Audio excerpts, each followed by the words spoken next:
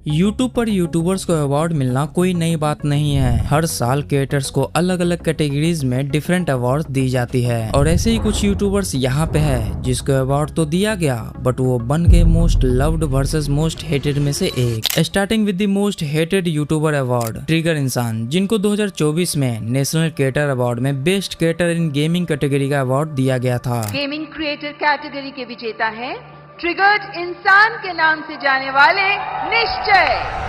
और ये पहली बार था जब किसी क्रिएटर को मोदी जी के तरफ से अवार्ड मिला हो। लेकिन एक चीज देखे तो प्रॉब्लम भी यहीं से स्टार्ट होती है, क्योंकि काफी लोग का मानना था कि ये अवार्ड ट्रिगर इंसान को देना फेयर नहीं था। और इसका रीजन बताया जा रहा था कि गेमिंग कैटेगरी में उनका कंटेंट ज्यादातर रिएक्शन और एंटरटेनमेंट बेस्ड होता है, ना कि एक्चुअल कॉम्पिटिटिव गेमिंग। वहीं दूसरी तरफ इसी कैटेगरी में स्काउट, मोर्टल, डायनामो और टोटल गेमिंग जैसे गेमिंग क्रिएटर्स भी शामिल थे। लेकिन जब पब्लिक वोटिंग हुई तब reportedly 10 lakh plus vote cast हुए और ट्रिगर इंसान को सबसे ज्यादा वोट्स मिले as compare to other gaming YouTubers, जिनके वजह से वो विनर बन गए। मतलब टेक्निकली देखा जाए तो ये अवार्ड स्किल बेस्ड से ज्यादा पब्लिक पॉपुलैरिटी की वजह से मिला था और इसी चीज को लेकर सोशल मीडिया पर काफी बैकलैश हुआ और कई लोग बोल रहे थे कि गेमिंग कैटेगरी में अवार्ड किसी डेडिकेटेड गेमर या ई स्पोर्ट क्रिएटर को मिलना चाहिए था, ना कि ऐसे यूट्यूबर को जो गेमिंग के नाम पर बस रिएक्शन देता हो। और इसी वजह से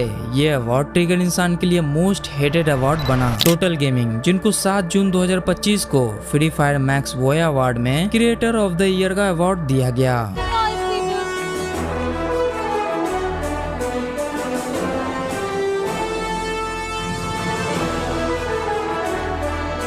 और सच बोलो तो ये अवार्ड इंटरनेट पे मोस्ट डिजर्व और लीस्ट कंट्रोवर्शियल गेमिंग अवार्ड में से एक माना गया, क्योंकि जहां ट्रिगर इंसान के अवार्ड पर पब्लिक डिवाइडेड थी, वहीं टोटल गेमिंग के केस में मेजॉरिटी ऑडियंस का मानना था कि उन्होंने ये अचीवमेंट सच में अर्न की है। क्योंकि अज्जू भाई सिर्फ एक गेमिंग क्रिएटर नहीं है, बल्कि इंडियन फ्री फायर कम्युनिटी को मेन स्ट्रीम तक पुश करने वाला सबसे बड़े क्रिएटर में से एक माने जाते हैं। और सबसे इंटरेस्टिंग बात ये थी कि ये अवार्ड किसी सिलेक्शन से नहीं बल्कि पब्लिक इन गेम वोटिंग के थ्रू हुआ था, जो वोटिंग अप्रैल 2025 में हुई थी। और इसमें क्रिएटर्स लाइक टोंडे गेमर्स, देसी गेमर्स, पीएन रोज, बैज 99 जैसे बड़े फ्री फायर क्रिएटर्स भी नॉमिनेटेड थे। मतलब सभी के सभी गेमर्स ही। लेकिन जब फाइनल रिजल्ट आया तब विनर्स बने अज्जू भाई एके टोटल गेमिंग। और जब वो अवार्ड जीते तो बहुत सारे लोगों का मानना था कि वो इस अवार्ड को डिजर्व करते हैं, क्योंकि भाई स्टार्टिंग से ही वो फ्री फायर को आगे बढ़ाने का काम किया है। अब बात करते हैं मोस्ट कंट्रोवर्शियल अवार्ड की। पायल गेमिंग, जिसको 2025 में एक अवार्ड मिला जिसका नाम था best content creator of the year female, जो काफी ज्यादा कंट्रोवर्शियल रहा। और आप लोगों में से कुछ को पता ही होगा, क्योंकि उस अवार्ड में कई गेमर्स भी नॉमिनेटेड थे लाइक रेगल टॉस, जो बंदा सच में स्किल्ड है गेमिंग में। लेकिन जब अवार्ड मिलने का अनाउंसमेंट आया तब वहाँ पायल गेमिंग को दे दिया गया।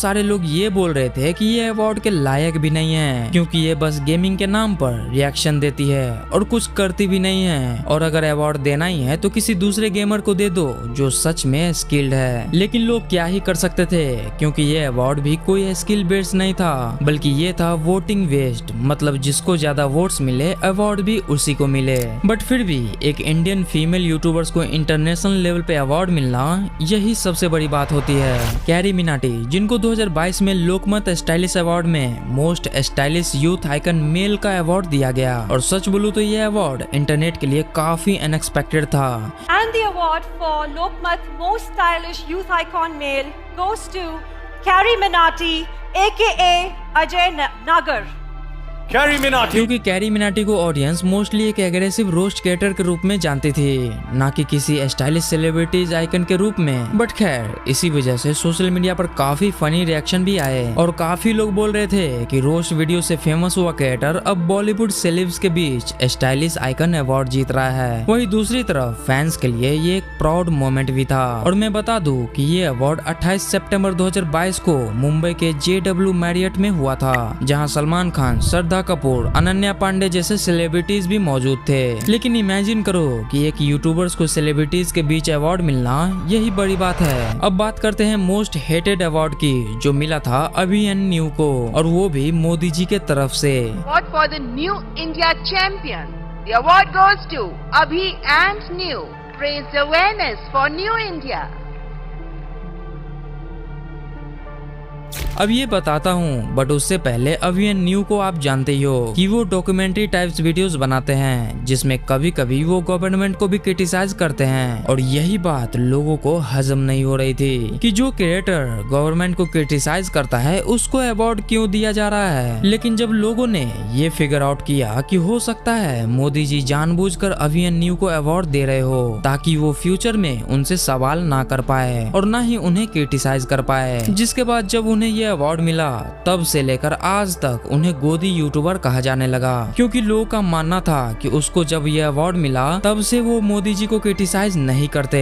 अब ये बात कितना सच है मुझे तो नहीं पता, क्योंकि मैं उनका ज्यादातर वीडियोस नहीं देखता हूँ। बट हाँ, आप बता सकते हो कमेंट में कि क्या ये सच है या झूठ। सौरभ जोशी, जिनको 2025 के वूज नेक्स्ट इन्फ्लुएंसर अवार्ड में ब्लॉगर ऑफ द ईयर का अवार्ड दिया गया था, और सच बोलो तो ये अवार्ड किसी के लिए शॉकिंग नहीं था, क्योंकि भाई वो इस अवार्ड को डिजर्व करते थे, क्योंकि उनका कंसिस्टेंसी और मेहनत शायद ही कोई फॉलो कर पाए। और आपको तो पता ही होगा कि सौरभ जोशी इंडिया का सबसे बड़े डेली व्लॉगर्स में से एक बन चुके हैं, तो हाँ, उनको ये अवार्ड मिलना डिजर्विंग था। रणवीर इलाहाबादिया, जिनको 8 मार्च 2024 को नेशनल क्रिएटर अवार्ड में डिसरप्टर ऑफ द ईयर का अवार्ड दिया गया, और ऑनेस्टली बोलूं तो ये अवार्ड उसके लिए मोस्ट हेटेड बन गया था, क्योंकि एक तरफ पॉडकास्टर जैसे राजसमानी जो यूथ को गाइड करते हैं वो उसे इंस्पायर करते हैं, वहीं दूसरी तरफ रणवीर जो अपने पॉडकास्ट में भूत प्रेत, आत्माएं और कॉन्स्पिरेसी थ्योरीज की बात करते हैं, उसको ये अवार्ड मिलना लोगों को हजम नहीं हुआ और उन्हें इसी वजह से काफी ज्यादा ट्रोलिंग फेस करनी पड़ी। अब ये सब तो पब्लिक का चॉइस है कि किसको अवार्ड मिलना चाहिए और किसको नहीं, लेकिन जब रणवीर इलाहाबादिया को अवार्ड मिला तो वो ऐसे ही सब्सक्राइबर देख के मिल गया था,